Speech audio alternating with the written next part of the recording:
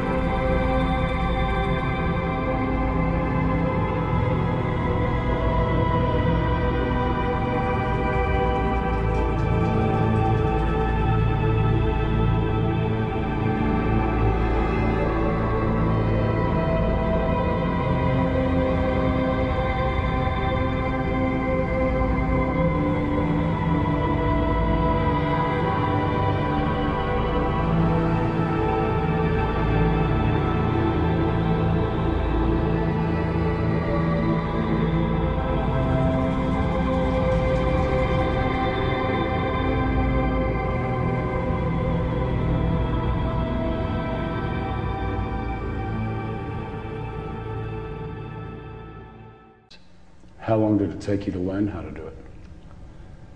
It took me about 6 months before I was at the point where I could start doing Solomon's magic with a goetic mirror. And it's a form of worship? Yes, it is.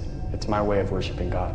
We see the pagan gods and goddesses as personifications of forces of nature. And so we have a whole plethora of entities, and even down into the elements, where we have the gnomes and the earth, and we have the sylphs in the air, and we have the undines in the water, and then we have the salamanders in the fire. So we personify all of the elements and everything. We have a little entity of some kind or another, or a big entity for everything. Solomonic ceremonial magic is basically can be broken down into two divisions.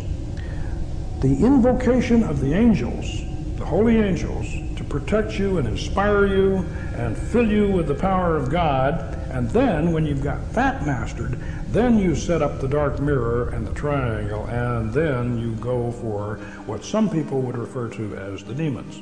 But you use that angelic power that you've already acquired through the crystal ball in the center of the circle and on the altar, and you've got the power of those angels to control the demons that you evoke. You evoke them out of your deep mind. And so Solomonic magic, all the way from back in the Middle Ages, can be broken down into those two facets.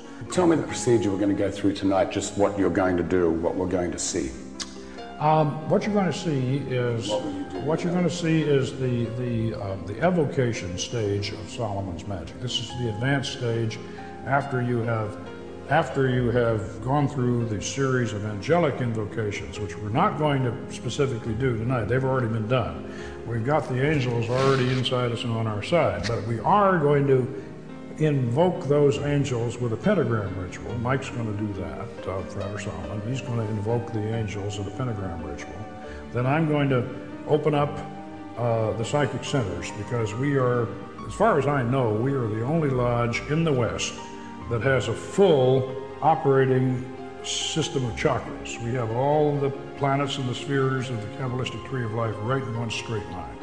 So we operate that way. So we're going to have a ritual after Mike does his pentagram ritual and establishes these four angels that we're talking about and gets them to protect us and cast a circle. Then I'm going to open up the particular sphere that we're working in, the lunar sphere. Then from there we're going to go on up to the sphere of Jupiter. And then we're going to circumambulate around the circle, the magic circle, clockwise, sunwise. And then we're going to get on that mirror, and Mike is going to be staring into the mirror, and I'm going to sit behind him as the magus, and I'm going to conjure, and he will go into a trance. We'll both be in a trance, actually. Before I'll ever do an operation, I usually know what spirit I'm going to do, and my mindset will already begin to be geared towards that spirit, and I'll already be interacting with the energies of that spirit.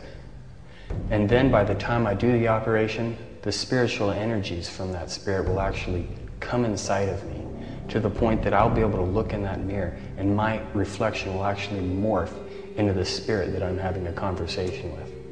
His reflection blanks out, and as I'm conjuring, then what comes back in is going to be the spirit. What does it feel like? Are you aware of what's happening, or are you in a total trance? Can you remember what's happened? I am aware of what is happening, but there is somewhat of a transformation that does occur. So what's inside of me isn't really what's me speaking. It's these ideas that are pouring through me from a foreign energy, and these foreign energies will begin to express themselves in their own unique ways that I'll eventually realize are not my own thoughts. When we videotaped the actual summoning of the spirit in the temple, there were no rehearsals and no retakes. So what you're about to see is real, shown exactly as it happened. And in my professional opinion, it's one of the most remarkable documentations of a supernatural event ever recorded. Lies in the book of spells.